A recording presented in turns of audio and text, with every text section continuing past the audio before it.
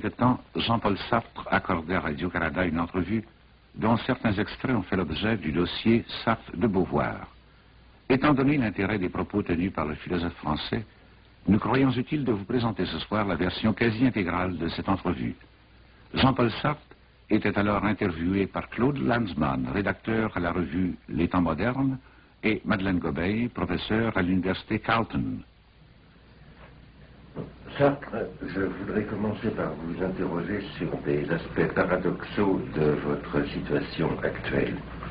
Vous vous dites solidaire des combattants du tiers-monde, mais il semble qu'il y ait un malentendu entre eux et vous à propos de cette solidarité. Il est arrivé que quand un homme du tiers-monde, un chef révolutionnaire, vous demandait une entrevue urgente, toujours dans les 24 heures car ils n'ont jamais le temps, vous répondiez « je ne peux pas ». Il vous est également arrivé de refuser de participer à des meetings de solidarité. Quand les gens qui vous demandaient de participer à ces meetings s'interrogeaient pour savoir pourquoi vous refusiez, nous leur répondions « Sartre ne peut pas, il travaille ». Et ils faisaient les yeux ronds. Quand on allait un peu plus loin dans la réponse et qu'on leur disait Sartre a rendez-vous de telle heure à telle heure chez lui avec M. Flaubert, ils comprenaient encore moins.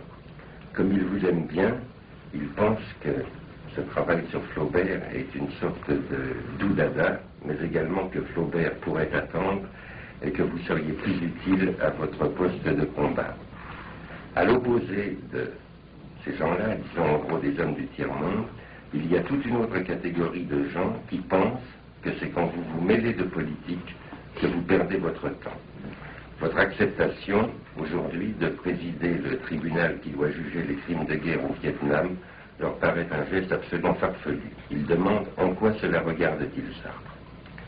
C'est sur ces deux choses que je souhaite que vous nous répondiez.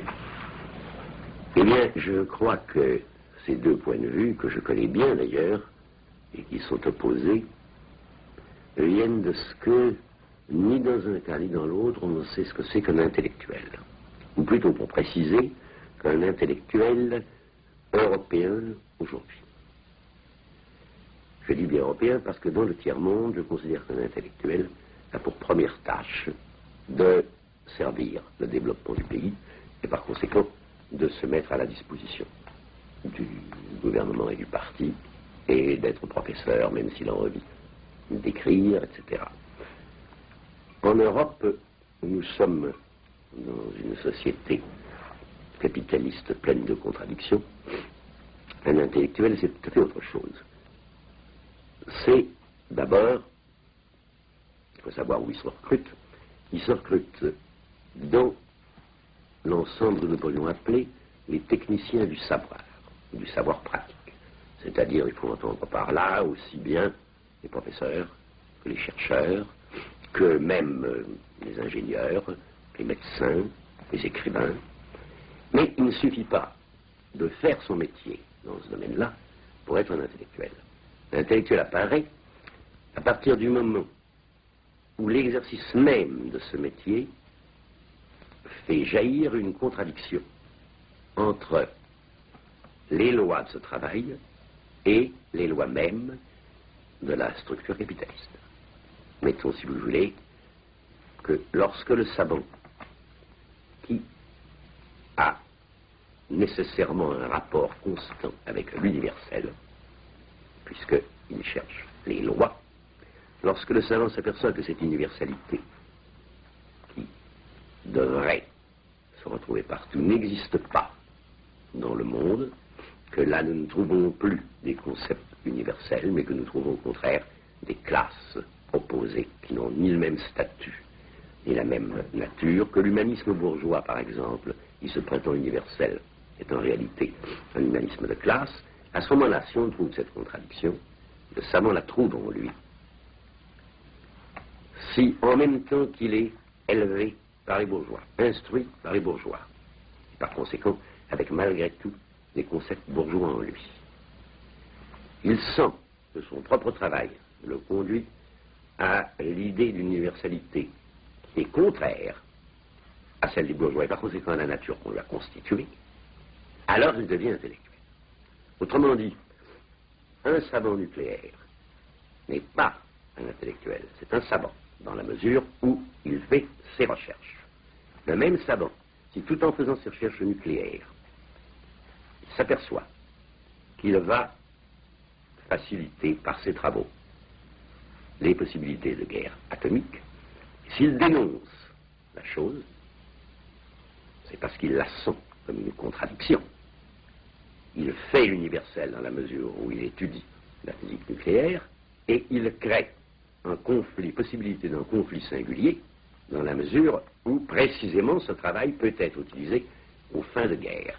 Si en même temps, comme c'est arrivé souvent, un certain nombre de savants nucléaires se réunissent pour déclarer qu'ils ne veulent pas que leur travail soit utilisé à ces fins-là, ils vivent leur propre contradiction, ils montrent en même temps et dénoncent la contradiction extérieure, je dis qu'ils sont des intellectuels. Dans ces conditions, comme vous voyez, l'intellectuel a un aspect double. Il est à la fois un homme qui fait un certain travail, et il ne peut pas ne pas être cet homme-là. Il faut qu'il le fasse, ce travail, parce que ce n'est pas en l'air qu'il découvre ses contradictions, c'est dans l'exercice de son métier.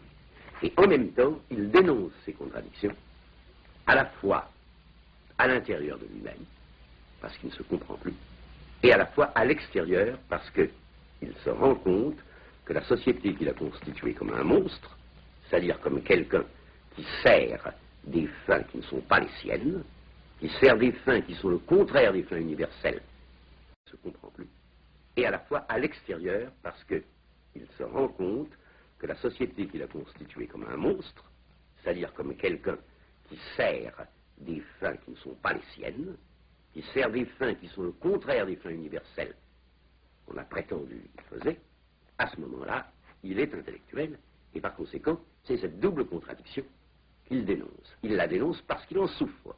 Il ne la dénonce pas extérieurement parce qu'il la découvre dehors, il la dénonce parce qu'il en souffre. Parce qu'il en souffre à sa manière, comme d'autres qui sont exploités ou aliénés peuvent souffrir. Simplement, bien sûr, c'est autre chose. C'est une souffrance qui n'est pas vivante, vécue au même titre, ce n'est pas une souffrance qui est dans le besoin, mais c'est précisément la découverte de l'aliénation en soi et hors de soi. Donc, si l'intellectuel ne découvre pas constamment en soi sa contradiction, si par conséquent il n'exerce pas constamment son métier d'intellectuel, du moins son métier de savant ou de technicien du savoir pratique, il est dans les nuages. Si au contraire il continue à le faire, il se trouve dans une contradiction, parce qu'il faut à la fois qu'il témoigne pour tous de la contradiction qu'il a, puisque c'est la même que celle des autres, vécue sur un autre plan, autrement, mais c'est la même. Donc, il faut à la fois qu'il fasse son métier et qu'il s'engage dans la manifestation des contradictions de la société. Il y a les deux. Et l'un sans l'autre n'est pas possible. Plus simplement, mes amis du tiers-monde ont la gentillesse d'être bien avec moi. Mes amis cubains m'ont fait confiance et m'ont dit, quand vous reviendrez à Paris, parlez de la révolution cubaine. Je l'ai fait. Je l'ai fait dans François. J'ai fait une quinzaine d'articles dans François. Mais croit-on que si je n'avais pas écrit des romans ou des essais, on m'aurait donné à François la possibilité d'avoir pendant 15 jours une page entière? Alors, vous comprenez, vous me dites que les Algériens ou les gens du tiers-monde se croient en position d'exiger tout de leurs amis et compagnons.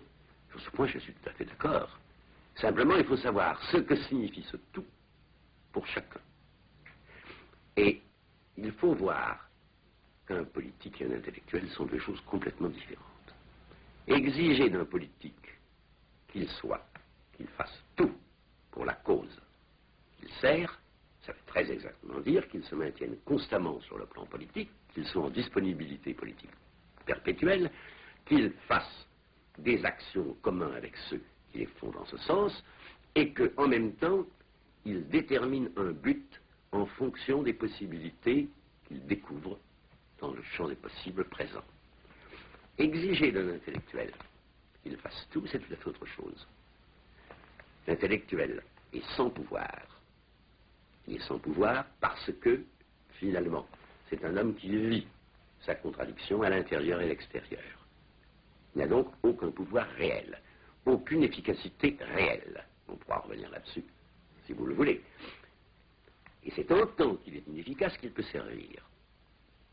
Mais précisément, il faut lui demander de s'engager totalement en tant, justement, qu'il a un travail réel et qu'il a une efficacité sur un autre plan.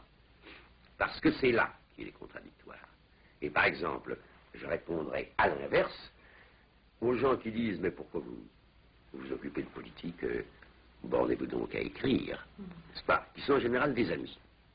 C'est-à-dire des gens qui connaissent depuis longtemps, qui aiment plus ou moins, mais enfin en général bien, ce que j'écris, et qui disent « Mais enfin, c'est ça qu'il faut que vous fassiez ». Ils ne comprennent pas que ce que je fais n'aurait pas de sens si ça n'était pas précisément à l'intérieur de cette contradiction. Cette contradiction, à la fois née entre ce que je fais et ce que je suis, et elle revient sur ce que je fais pour déterminer le sens même de mes travaux.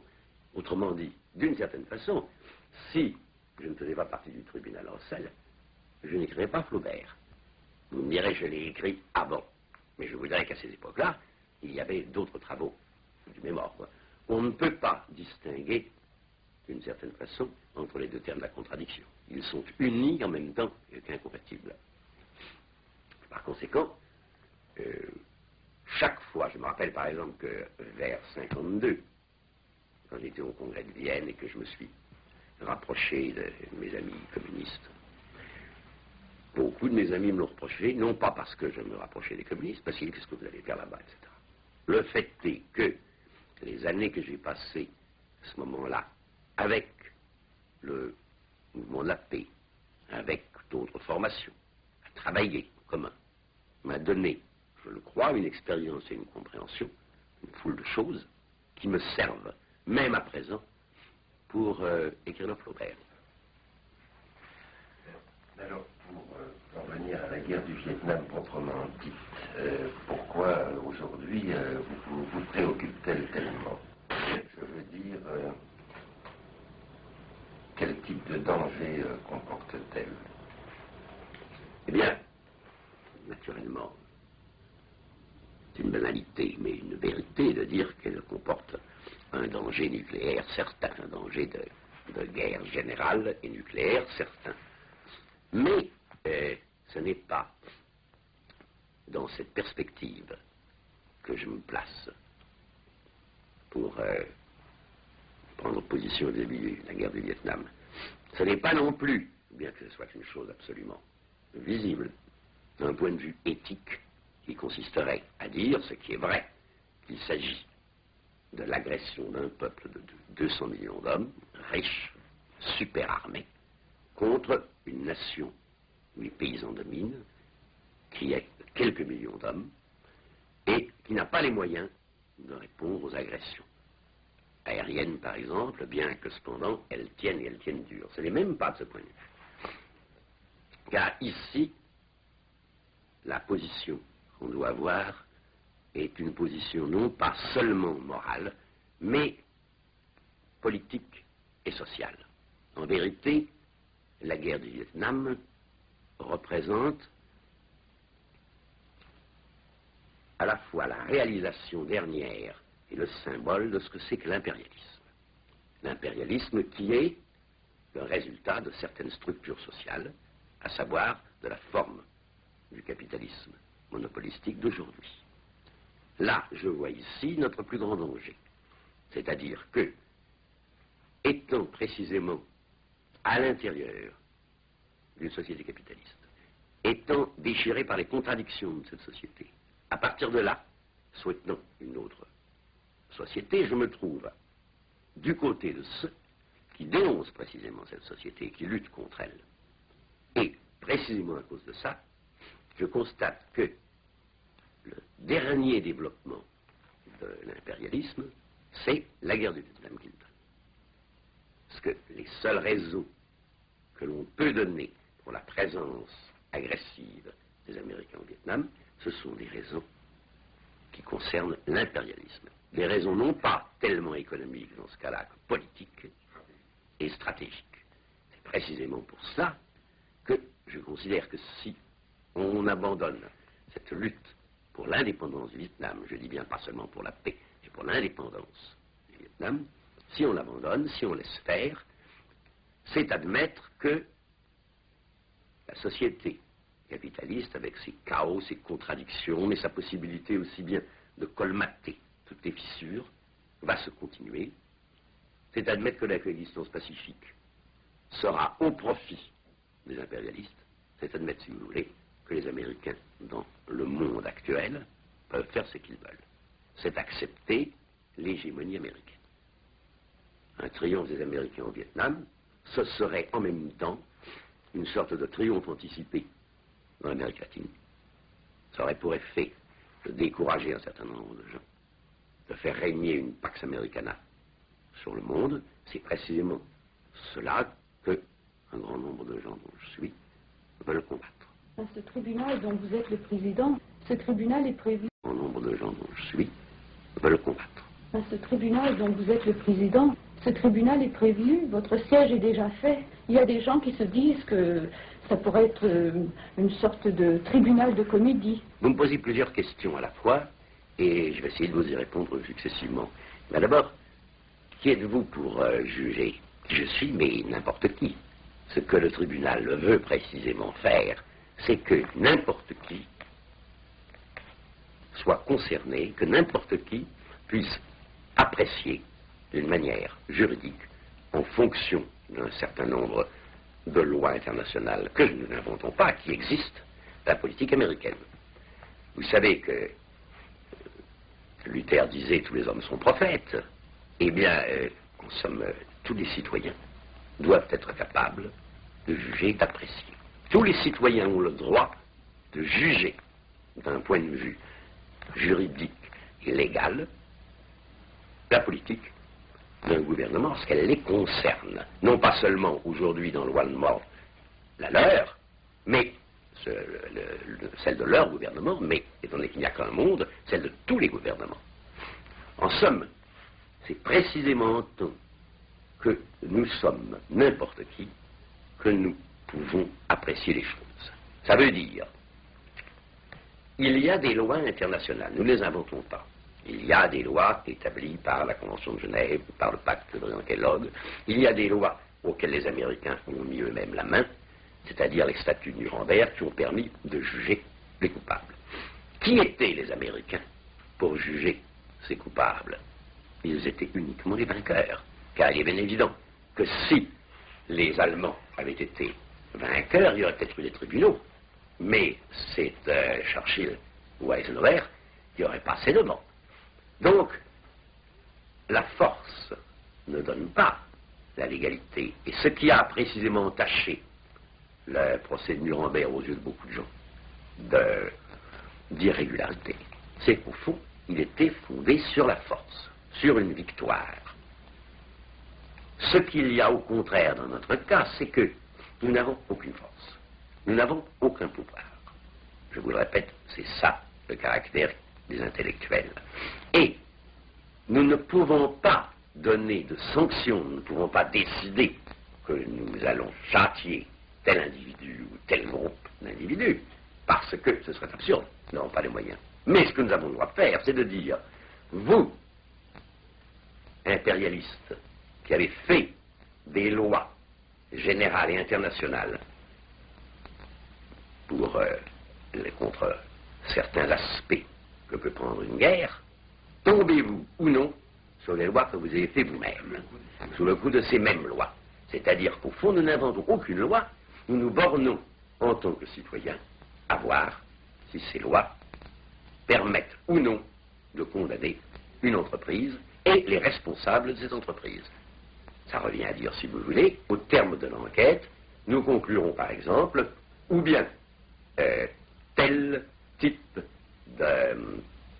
d'accusation doit être abandonnée, ou parce qu'elle est insuffisamment prouvée, ou parce qu'il est prouvé au contraire qu'elle ne tient pas, ou bien cette accusation est réelle, elle est prouvée, il est prouvé que les gens sont coupables, alors primo, nous disons que l'action en elle-même est condamnable au nom de telle loi, et que d'autre part, les gens qui en sont responsables et que nous pouvons nommer, s'il y avait un tribunal que vous dites régulier, mais qui en fait veut dire est fondé sur la force, tomberait sous le coup de telle stipulation qui ferait que la condamnation irait de temps à temps. Ils encourraient une peine qui irait par exemple de 10 ans à la perpétuité ou à la mort. Voilà exactement en quoi le fait d'être n'importe qui permet de faire un jugement plus légal, la condition justement qu'il ne soit pas exécutoire, que un jugement qui serait fait par un tribunal institué par la force, car dans le domaine international, il n'est possible de faire une jurisprudence que basée sur la force. Autrement dit, le tribunal de La Haye ne fait rien du tout, parce que le tribunal de La Haye n'a pas de force. L'UNO ne peut rien juger du tout, parce que l'UNO n'a qu'un embryon de force. C'est déjà trop, parce qu'il y a des intérêts en jeu, pour permettre une vraie légalité, mais ça n'est pas assez pour permettre un vrai jugement. Et vous me direz, mais au fond, vous vous mêlez de ce qui ne vous regarde pas, puisque effectivement, il s'agit d'une guerre entre les Américains et les Vietnamiens. À cela, je vous répondrai d'une part que ça regarde tous les hommes, étant donné que justement le danger d'une guerre atomique ou le danger de l'établissement d'une Pax Americana nous menace tous. Et deuxièmement, je vous dirais que l'intellectuel est ainsi fait qu'il se mêle toujours de ce qui ne regarde pas. Parce que va-t-on reprocher à un intellectuel? Précisément ce que mes amis me reprochent. Mais faites donc votre travail sur Flaubert. Laissez donc les Américains tranquilles, ça ne vous regarde pas. Flaubert vous regarde. Et ça n'est pas vrai. Ce qui me regarde profondément, c'est justement ce qui ne me regarde pas. C'est-à-dire, c'est le fait que dans mon travail même, sur Flaubert ou sur autre chose, j'entre en contradiction avec moi-même. Et j'entre en contradiction avec la société extérieure. Et je ne puis terminer ce travail que si, en même temps, je fais partie, par exemple, de ce tribunal. Parce que la guerre du Vietnam conteste mon travail, et d'une certaine mesure, mais sans efficacité, mon travail conteste cette guerre. Qu'est-ce que vous dites? Vous auriez pu l'écrire. Pourquoi un tribunal? Pourquoi ce simulacre de tribunal, précisément? C'est-à-dire ce qui implique des commissions juridiques, ce qui implique un appareil, ce qui implique une certaine pompe, que vous le vouliez ou non. Parce que ce tribunal est un effort pour une prise de conscience. Nous voulons, en nous édifiant nous-mêmes, et publiquement, édifier les autres. Je vous donne des exemples. Les journaux américains rapportent que certains bombardements sont très destructeurs en ce qui concerne les vies humaines, les vies des civils. Certains journaux américains rapportent que des membres du FLN arrêtés ou capturés dans le combat sont ensuite torturés. On rapporte ces choses. L'opinion publique en est demi-informée, demi-pas. Il faut les vérifier et, si elles sont vraies, les imposer. Il faut que la vérification soit en elle-même une destruction d'un mythe ou bien l'imposition d'une vérité. Ce tribunal siégera longtemps parce qu'il faut que les gens qui en entendent parler prennent une lente conscience de ce qu'est la guerre du Vietnam. Et cette conscience, nous ne pouvons leur faire prendre qu'en la prenant nous-mêmes. Autrement dit, et c'est à ça que je réponds à une dernière de vos questions, vous dites nous sommes prévenus. Non, nous sommes radicalement contre l'impérialisme. Mais nous ne prétendons pas qu'une politique capitaliste et bourgeoise, contre laquelle nous sommes en principe, soit nécessairement une politique criminelle. Par exemple, je suis personnellement totalement contre le gouvernement de Gaulle. et la politique sociale que ce gouvernement mène. Je ne dirai jamais qu'elle est criminelle. Ça n'a pas de sens. Elle ne tombe sous le coup d'aucune loi. On peut la combattre aux élections, on peut la combattre par des grèves, on peut la combattre par différents moyens, mais la combattre et la refuser, ça n'est pas la déclarer criminelle. Je peux donc très bien considérer que la guerre du Vietnam est une conséquence nécessaire de l'impérialisme contre lequel je lutte, et déclarer que par ailleurs elle n'est pas criminelle. Le problème sur lequel nous sommes absolument sûrs et prévenus, c'est que nous sommes contre l'impérialisme. Le problème que nous voulons étudier, c'est est-ce que, ici, nous arrivons au moment où l'impérialisme passe du niveau de politique, certainement contre la majorité et pour une minorité, à un niveau de politique criminelle et dénoncé par des lois existant déjà. Est-ce qu'on peut parler de Flaubert maintenant? Bien sûr. Avec pas d'objection. Quel est le sens de ce long travail auquel vous avez commencé de vous consacrer il y a 10 ans? Qu'est-ce que vous voulez faire exactement? Ça, c'est le premier point. Et deuxième chose, est-ce que ça n'est pas un peu une fuite? Et troisième chose, pourquoi est-ce que c'est Flaubert que vous avez choisi? Pourquoi précisément Flaubert? Alors que d'après ce que vous avez dit à l'instant, il semble qu'il ne réponde pas à vos critères de l'intellectuel. Eh bien, je crois que j'ai commencé Flaubert, non pas il y a 10 ans, mais il y a 20 ans, que je me suis dit que je ferais un livre sur Flaubert. Parce que précisément, je le considérais à ce moment-là comme aux antipodes de cet engagement d'intellectuel dont nous venons de parler. Et parce qu'il m'agaçait profondément. Parce que je ne l'aimais pas. Ce qui est certainement une manière d'être fasciné. Enfin, je ne l'aimais pas du tout. Et puis, petit à petit, le problème s'est posé un peu différemment pour moi. Flaubert est devenu un être objectif, un objet.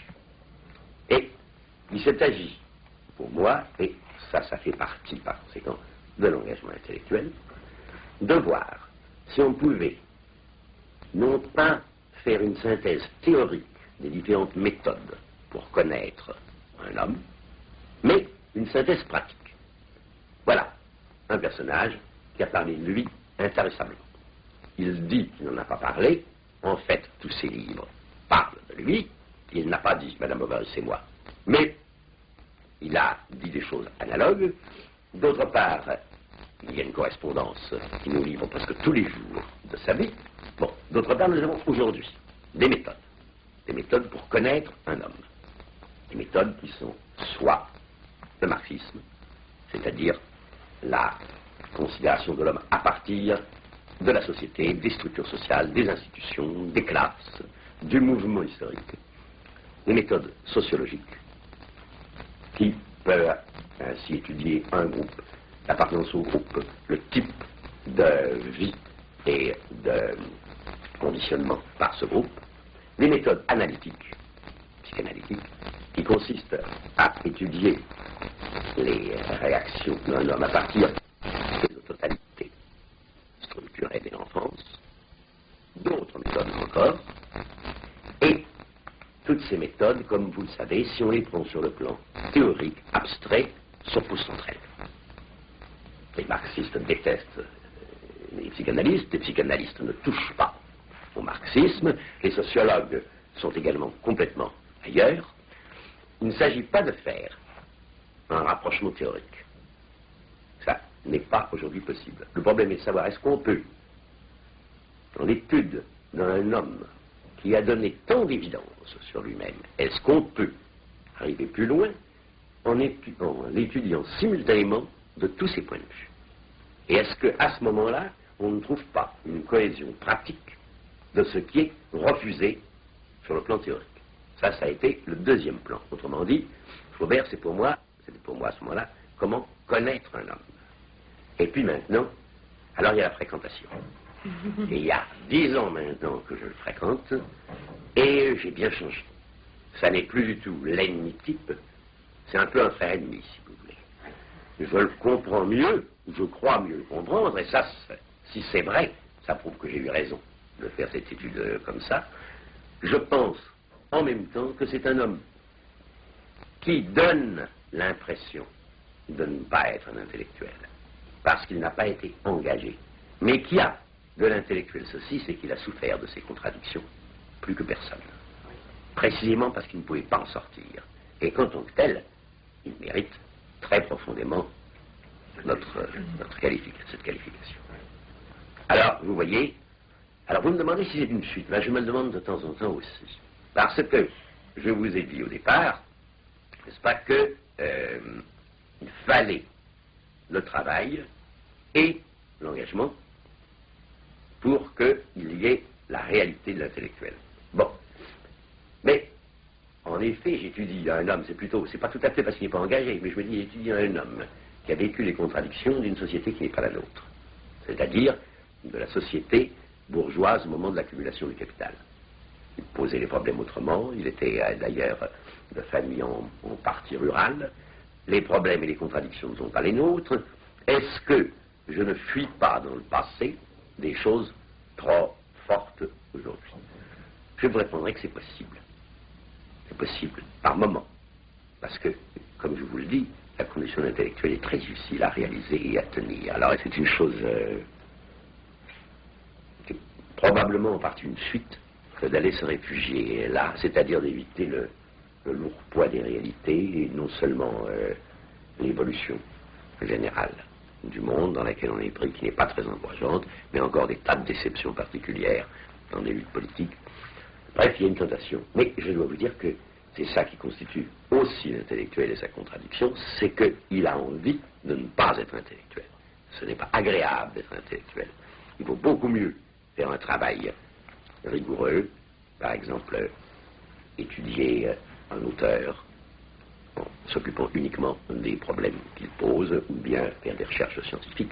C'est beaucoup plus agréable que de rester comme ça, le pied entre deux chaises, à méditer sur ses propres contradictions et sur les contradictions du monde. Simplement, ce qu'il faut savoir, c'est que c'est comme ça et qu'il faut résister à ces fuites. Autrement dit, il s'agirait, dans le cas de mon travail sur Flaubert, d'éviter l'anecdote, d'éviter de me complaire dans la restitution de l'anecdote et d'essayer plutôt de chercher l'application des méthodes, parce que ça nous remet sur le terrain du monde contemporain et des recherches contemporaines. Il y a une mode aujourd'hui en France, c'est de vous tirer un grand coup de chapeau, comme un monument historique, puis de vous enterrer. Certains vous présentent comme un vieux fonctionnaire infatigable de l'humanité, comme le dernier des penseurs du XIXe siècle, égaré dans le nôtre, ou encore comme le dernier des philosophes, ce qui revient à dire que la philosophie n'a plus de sens et qu'on peut tranquillement se débarrasser et d'elle et de vous pour s'adonner enfin à la vraie science. Or, vous avez à peine répondu à ces attaques. Qu'en pensez-vous, ça? Je pense qu'elles sont légitimes et que j'aurais bien mauvaise grâce à m'en offusquer, étant donné que moi-même, je me suis fait les dents pour commencer sur Mauriac, qui d'ailleurs ne l'a jamais oublié, disant je pardonne les offenses, mais je ne les oublie pas. Donc je considère que c'est bien mon tour. Mauriac devait avoir à peu près mon âge au moment où j'attaquais ses romans. D'autre part, je pense aussi que c'est me faire bien de l'honneur de me dire le dernier penseur du XIXe siècle, parce que si je suis le dernier penseur du XIXe siècle, aujourd'hui, je suis aussi le dernier penseur du XXe, parce que je ne vois pas que les autres puissent être considérés comme des penseurs. Ce sont ou bien des rhétoriciens, simplement des rhéteurs, ou bien des sophistes. Mais ça, ils se font les dents, ils feront autre chose, ils deviendront autre chose, ou ils disparaîtront, peu importe. En tout cas, si j'en parle peu, c'est parce que je ne pense pas qu'il y ait lieu de perdre son temps à répondre à des attaques. Il y a à faire ce qu'on a à faire. Je ne m'en vais pas défendre mes intérêts idéologiques en me lançant dans des controverses passionnées, comme font par exemple les gens du nouveau roman, s'attaquant entre eux, et puis entre eux, il ferait mieux d'écrire des romans, qu'ils ne le font plus maintenant, je pense qu'ils devraient le faire, et de même, moi, je travaille Flaubert, c'est ma seule réponse, et c'est au public ensuite à juger, c'est aux gens qui travailleront après de voir si ces méthodes sont bonnes ou si elles ne le sont pas. Vous voulez rien dire de plus? Non. Bien. Bon, alors je voudrais qu'on revienne à autre chose. Tout à l'heure, quand Madeleine vous a demandé qui êtes-vous pour juger, vous avez répondu, mais comme ça, sans réflexion, n'importe qui. J'aimerais que vous en parliez. Par exemple, à la fin de votre livre Les mots, vous posez une question à propos de vous-même, vous vous posez une question à vous-même, et la question est celle-ci, que reste-t-il? Et vous répondez, c'est votre réponse, tout un homme fait de tous les autres, et qui les vaut tous, et que vaut n'importe qui. Aussitôt après la parution des mots, on vous a décerné le prix Nobel de littérature. Vous l'avez refusé, et ceci a fait dire à quelqu'un qui vous aimait bien, et je trouve ça extrêmement drôle, et j'aimerais que vous parliez là-dessus, décidément Sartre est plus n'importe qui que n'importe qui. Eh bien, décidément Sartre est plus n'importe qui que n'importe qui. Eh bien,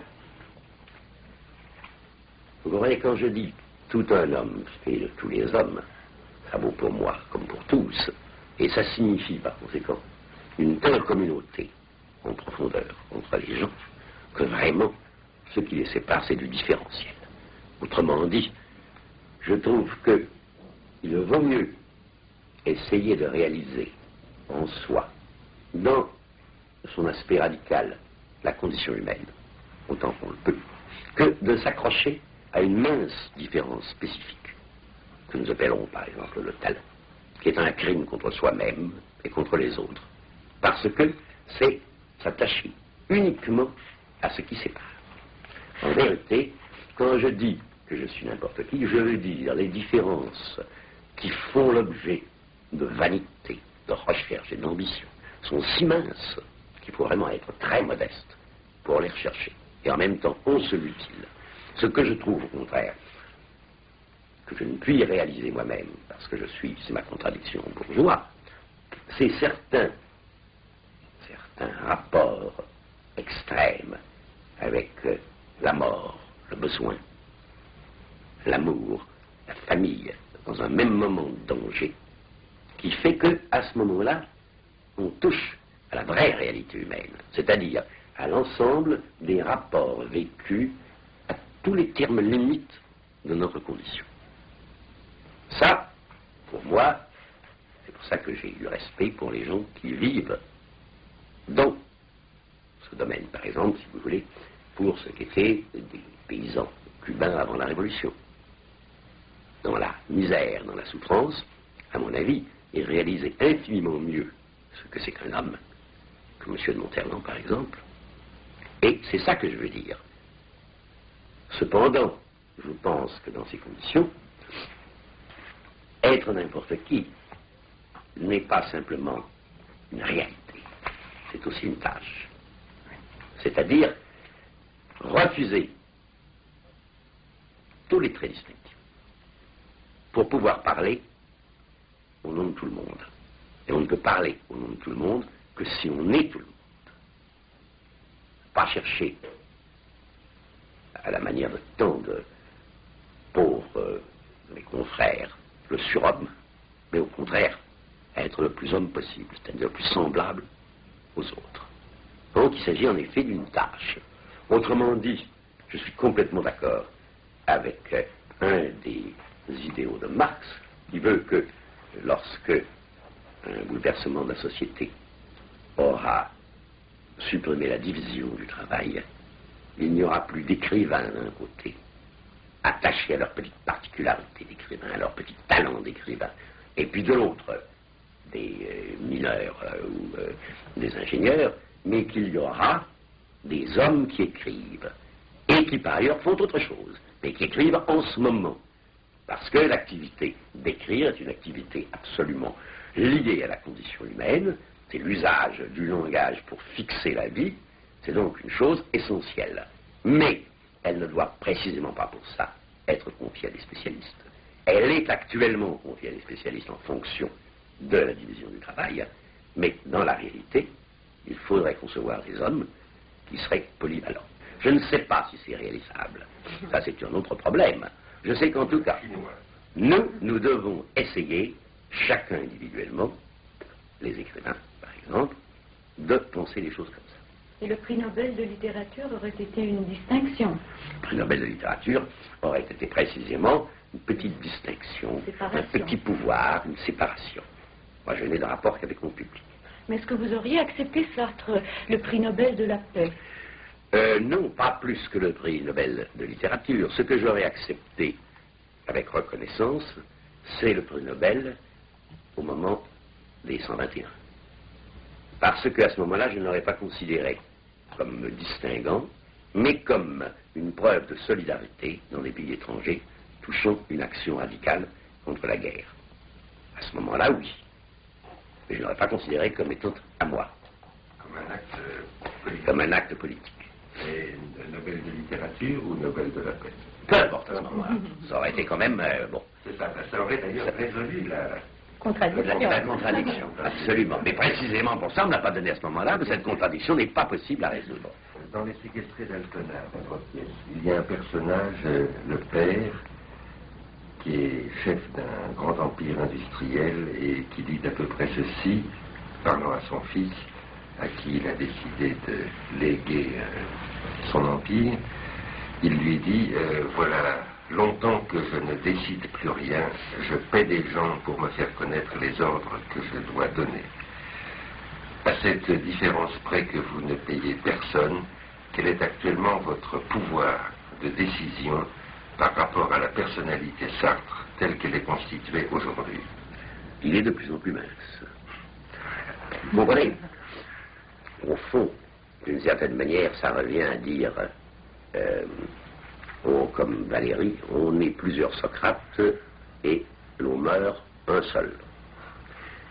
Il y a des possibilités qui disparaissent. Seulement, ce qui est plus compliqué qu'il ne le dit, c'est que ce n'est pas seulement le poids des choses faites et dites qui diminue de plus en plus la liberté de décision, mais c'est aussi le poids des choses faites et dites dans la mesure où les autres leur prennent et vous constituent comme une certaine personnalité. Il est très certain que quand j'avais 8 ans et que j'ai décidé d'écrire, je ne voulais pas être un intellectuel.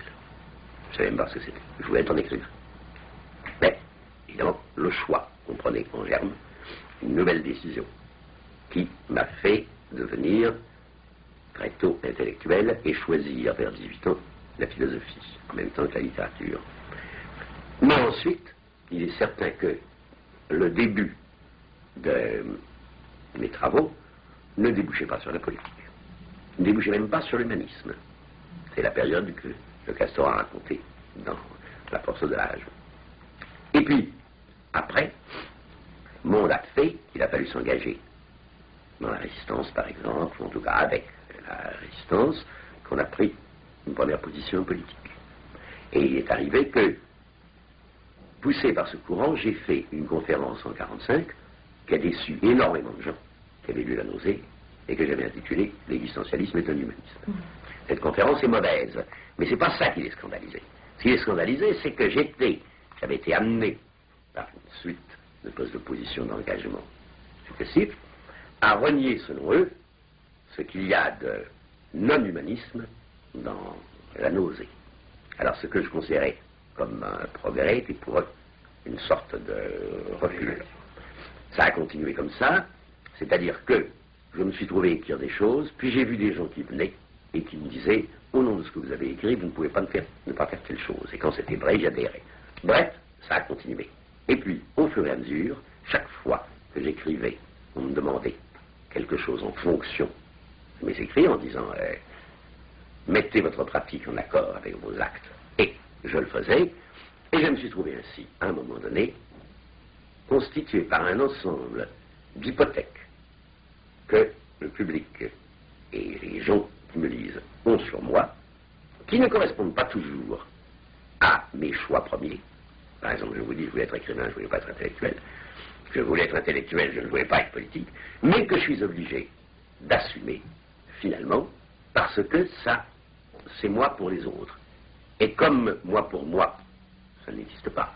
Pas plus que pour les autres. Ou alors c'est une torture. Le moi pour moi, c'est vraiment le malheur. En fait, donc, je suis obligé d'assumer une personnalité qui m'échappe par beaucoup de côtés. Et qui décide, en dehors de moi très souvent. Car en effet, si j'ai pris part à un certain type de manifestation pour telle question politique, je suis obligé de prendre part à une manifestation analogue pour un problème qui relève au fond des mêmes questions fondamentales. Me voilà donc, comme ça, m'échappant. C'est ce que j'appelle dans la critique de la raison dialectique la montée du pratico-inerte. C'est-à-dire que tout ce qui a été choix libre devient ensuite un conditionnement matériel, inerte, n'est-ce pas? Tu as fait telle chose à telle époque, et bien, bon, c'est là. Et il faut se définir par rapport à ça. Il n'y a rien à faire, ce sera toujours ainsi. Mais je pense que, finalement, c'est ce qui arrive à tout le monde, si vous voulez. C'est-à-dire, hein, c'est le vieillissement. C'est-à-dire que, Horst a fait un très bon article là-dessus dans les Enfants modernes, qu'il a signé Gors, que je crois. Il y a un vieillissement social qui n'a rien à voir avec le vieillissement psychologique ou physiologique. C'est tout à fait autre chose. C'est le fait que, par exemple, lui disait, ben, maintenant, je n'ai plus l'âge où je peux changer de carrière parce que je suis trop vieux pour que un apprentissage long soit rentable. Donc, je n'entrerai pas dans telle carrière. Donc, je suis de plus en plus confiné à la mienne. Ben, finalement, c'est ce qui m'arrive aussi. Il m'arrive aussi, j'ai renoncé de très bonne heure à mes rêves d'être danseur de cordes, que j'ai eu quelquefois vers 8 ans, sans gêne.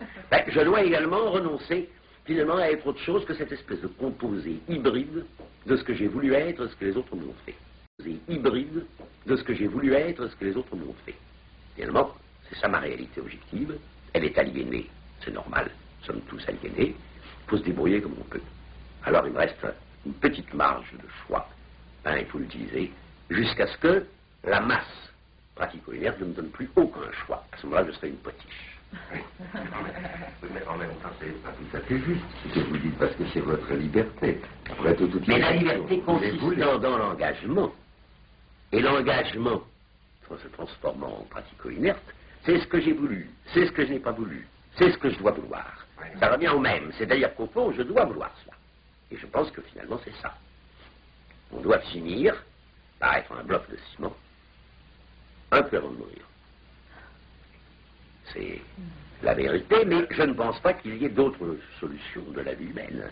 Parce que si vraiment on fait une entreprise, on s'engage, on est de plus en plus celui qui a fait ça, on est pris de plus en plus le côté différent par des générations qui changent.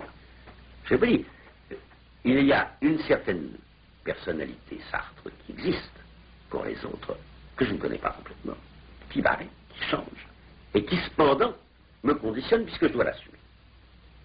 Car je dois aussi bien assumer ce que je suis pour des amis du Mali ou de Cuba, que ce que je suis pour le nouveau roman, par exemple. Je dois toujours tout prendre, et je pense que tout le monde, au fond, doit être comme ça. Alors, si vous voulez, du moment que la liberté, c'est l'engagement, eh bien, la fin de l'engagement, c'est la disparition de la liberté. À ce moment, on a accompli une vie. Pourquoi, Sartre, quand vous polémiquez, êtes-vous solidaire même des salauds que vous dénoncez? Pendant la guerre d'Algérie, écrivant contre le général Salan et l'OAS, et vous adressant aux Algériens, vous disiez « nous ». Ce « nous » ne désignait pas les Algériens et vous, mais l'OAS et vous. Il y a un tic. Il y a d'abord que c'est un tic, que c'est une précaution rhétorique. Si, à l'époque de l'OAS, j'avais dit aux Français, vous êtes des salauds, ou si j'avais, m'adressant aux Algériens, dit les Français sont des salauds, je me mettais à part, je reniais ma condition de Français, que je ne peux pas renier, car c'est une réalité fondamentale, et je ne touchais pas les Français, ils se jugeaient insultés. Si au contraire, sous la forme confession, je dis nous sommes des salauds, je fais passer. Nous torturons. Nous torturons. Nous torturons alors que vous combattiez la torture. Oui, parce que, c'est la première raison, parce que je pense que c'est au nom de la solidarité française que je dois, à l'intérieur de la France, dénoncer un crime. Donc, je dois, en même temps que je le dénonce, le prendre pour mien. C'est la seule solution pour que les Français avalent la chose. Et en même temps, c'est un piège qu'on leur tend, parce que quand je dis nous torturons, eh bien ce nous, ils vont le prendre en disant je torture, même s'ils sont simplement des indifférents, ou s'ils n'ont pas été touchés par la nouvelle, qu'ils ne l'ont pas entendue, et par conséquent, ça devient une invite à la prise de conscience chez eux-mêmes. Mais il y a autre chose qui est, je crois, plus profond. J'ai écrit dans Saint-Genet que il y a des gens à qui certains vices ou certaines constitutions sexuelles font horreur. Par exemple, j'ai connu des tas d'hommes qui avaient horreur de l'homosexualité. Les mêmes gens, alors ils considèrent ces gens-là que un homosexuel n'est pas un homme, qu'ils ne sont par conséquent absolument pas touchés par cela, ils refusent toute solidarité. Ces gens-là, par contre, se sentent concernés par l'exploit des cosmonautes. Ils considèrent, et à mon avis ils ont raison, que les cosmonautes ont réalisé pour eux une de leurs virtualités, une de leurs possibilités, que s'ils avaient été élevés autrement, que s'ils avaient eu une autre enfance ou une autre jeunesse, ils auraient pu eux-mêmes faire la chose. Ainsi, à ce moment-là, l'homme qui se détache vaut pour tous, représente une virtualité qu'en chacun. C'est très juste, mais pourquoi prendre uniquement, dans ce cas-là, celui qui va au plus haut, celui qui réalise une performance? Le crime, la torture, le racisme, toutes ces choses-là, nous ne devons pas les considérer comme en dehors de nous, mais plutôt comme des réalisations également de nos virtualités. Il ne faut pas dire l'homme n'est ni bon ni méchant, il faut dire selon les circonstances, il est bon ou il est méchant. Ainsi, par conséquent, quand on considère le racisme, il ne faut pas considérer l'antiracisme comme un état de lutte avec l'extérieur. Là, nous revenons à l'intellectuel, il faut aussi le considérer comme un état de lutte contre soi. Je ne crois pas qu'on m'ait jamais traité de raciste. C'est pourquoi je puis dire que je suis certainement entaché de racisme par mon enfance et qu'on ne s'en débarrasse que par une lutte constante.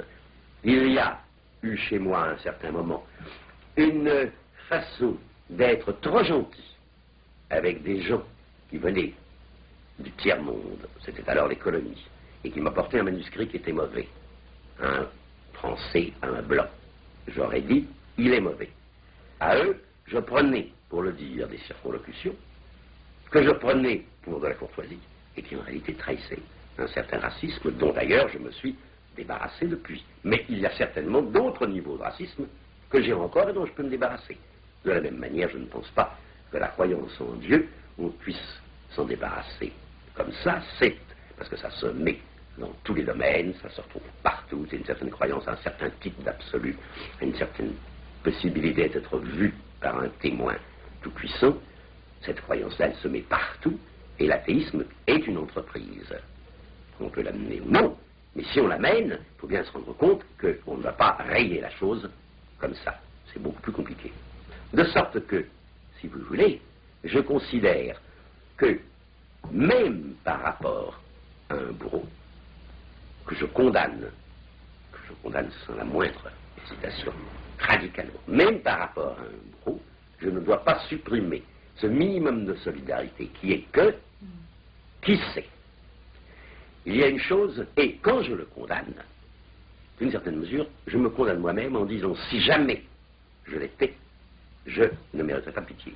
Il y a une chose qui m'a un peu troublé à un moment donné, au temps de la résistance, c'est que tous les gens qui étaient liés de près ou de moins à la résistance et qui étaient un peu conscients se posaient la question, si on me torture, parlerai-je? Et qu'ils disaient, je ferai tout mon possible pour ne pas parler, mais aucun n'était sûr. Cependant, si l'un de ces résistants parlait, tout le monde avait une sévérité terrible contre lui, il pouvait être exécuté s'il en échappait, ou en tout cas, on pouvait, après, l'accabler sous le mépris. Il y avait donc un drôle de jugement, puisque dans un des cas, on disait, ma foi, c'est possible puisque moi je ne suis pas absolument sûr de ne pas le faire, et dans l'autre cas on disait c'est impossible, c'est un traître puisqu'il a parlé. Et j'ai compris depuis ce qu'il y avait d'assez propre dans cette position, c'est qu'au fond, ces gens qui tremblaient de parler et qui condamnaient leurs copains qui avaient parlé, c'est des gens qui se condamnaient eux-mêmes.